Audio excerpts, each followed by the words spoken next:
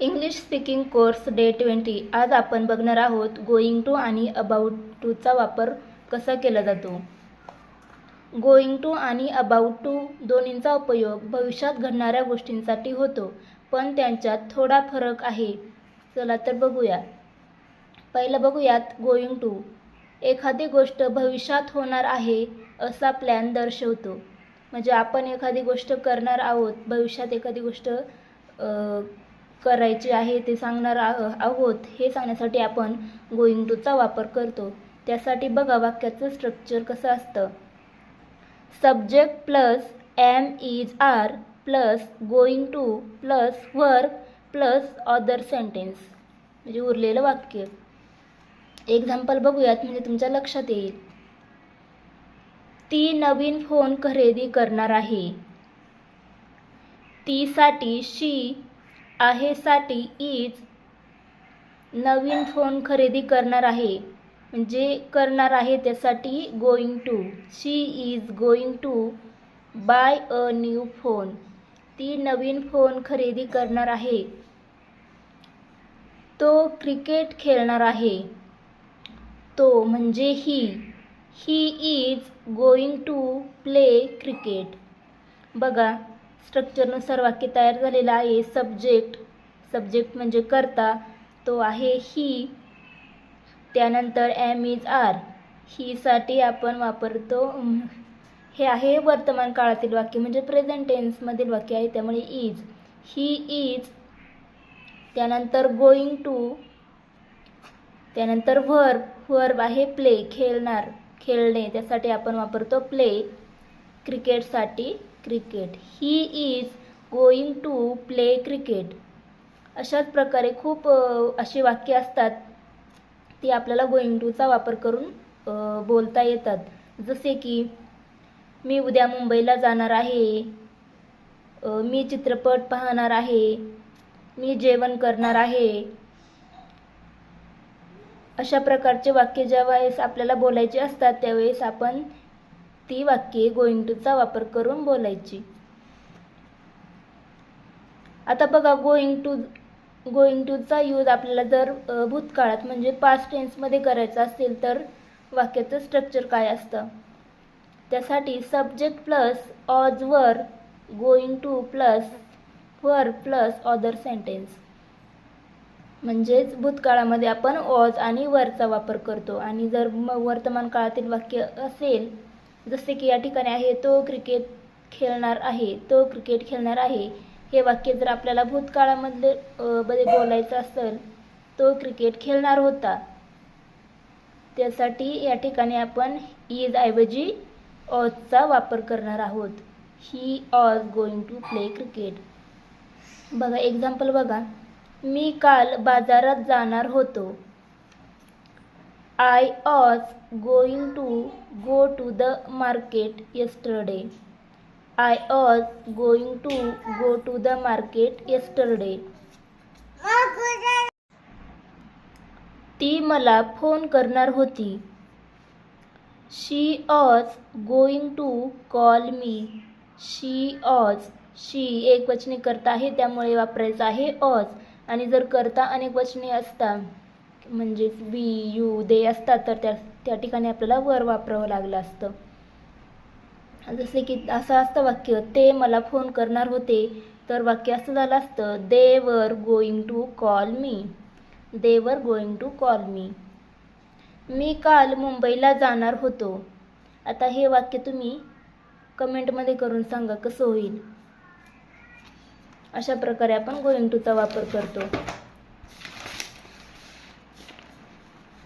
आता गोइंग टूचंच आपल्याला जर निगेटिव्ह सेंटेन्स म्हणजेच नकारार्थी वाक्य बनवायचं असेल तर एखादी गोष्ट करणार आहे आणि करणार नाही हे सांगायचं असेल तर गोइंग टूचा वापर कसा करायचा. बघा एक्झाम्पल. ती नवीन फोन खरेदी करणार नाही. She is not going to buy a new phone. Going टूच्या अगोदर आपल्याला नॉट वापरायचं आहे म्हणजेच वाक्य निगेटिव्ह होईल.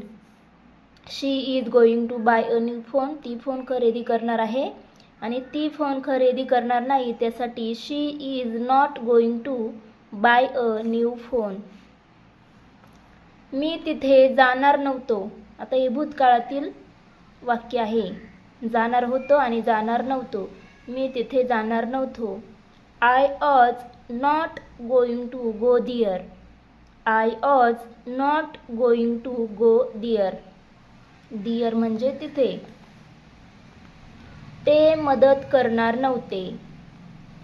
ते साठी दे. दे अनेकवचनी करता आहे, त्यामुळे आपल्याला वापरायचं आहे वर. They were not going to help.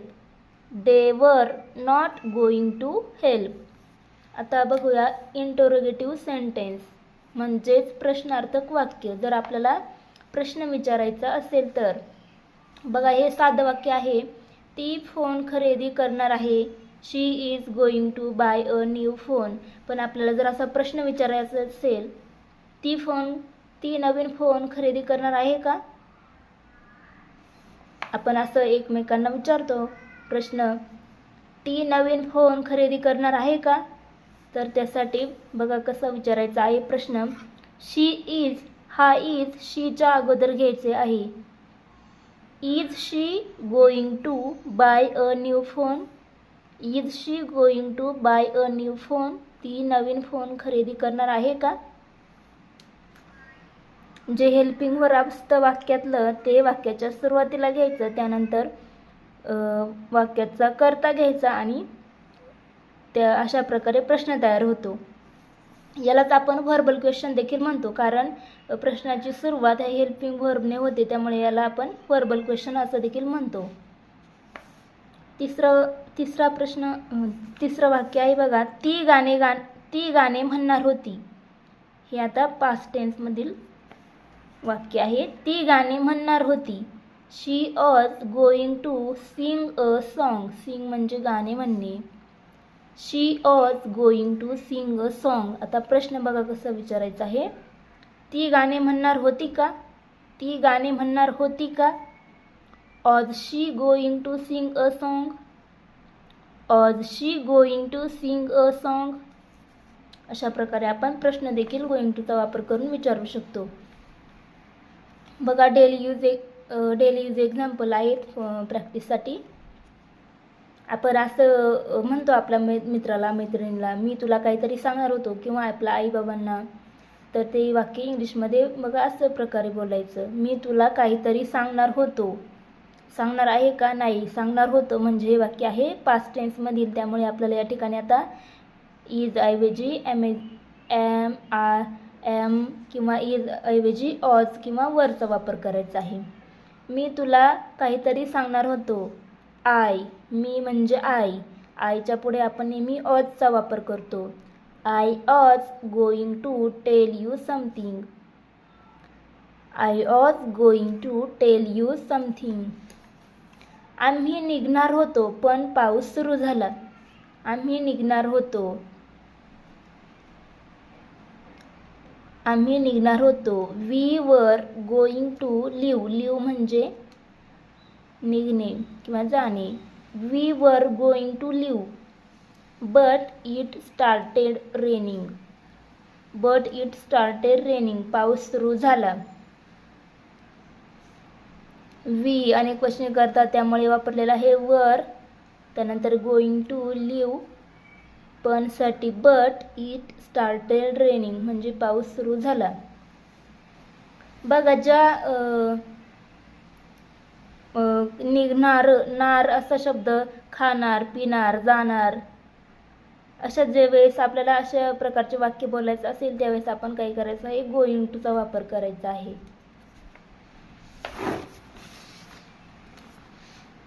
तिसरं वाक्य आहे, ती अभ्यास करणार होती पण तिला थकवा जाणवला. She was going to study but she felt tired. She was going to study but she felt tired. आम्ही नवीन घर घेणार आहोत. We were going to buy a new house. We were going to buy a new house. आता बघूयात आपण about to. About, going to आणि अबाउटमध्ये काय फरक आहे ते आता बघा लक्षात येईल तुमच्या. अबाउट टू म्हणजे एखादी गोष्ट अगदी आत्ता काही क्षणांतच होणार आहे हे दर्शवितो. त्यासाठी वाक्याचं स्ट्रक्चर असतं subject plus am is are plus about to plus verb plus other sentence. Example आहे ट्रेन आता निघणारच आहे म्हणजे लगेच होणार आहे ही क्रिया. ट्रेन आता निघणारच आहे. The train is about to leave. The train is about to leave. बघा थोडक्यात going to versus about to दोन्हींमधील फरक आपण लक्षात घेऊया. मी जेवणार आहे म्हणजेच आता लगेच नाही जेवणार, थोड्या वेळाने. मी जेवणार आहे त्यासाठी आपल्याला वापरावं लागेल going to. I am going to eat dinner. I am going to eat dinner. आणि दुसरं वाक्य आहे मी आता लगेच जेवायला बसणार आहे. ही क्रिया आता लगेच होणार आहे. मी आता लगेच जेवायला बसणार आहे. I am about to eat dinner. I am about to eat dinner. अशा प्रकारे अबाउट टू आणि गोइंग टूचा वापर करतात. बघा लक्षात ठेवण्यासाठी टिप्स आहे. गोइंग टू म्हणजे प्लॅन, इंटेन्शन, योजना असते. पुढे होणार असते किंवा आपण ती गोष्ट करणार असतो. ते असं प्लॅन असतो आपला, त्यावेळेस आपण गोइंग टू वापरायचा. आणि अबाउट टू म्हणजे very soon, any moment now, अगदी लगेच एखादी गोष्ट करणार असेल तर त्यावेळेस आपल्याला अबाउट टू वापरायचं आहे. बघा चित्रपट सुरू होणारच आहे, लगेच होणार आहे आत्ताच. म्हणजे the movie is about to start. The movie is about to start.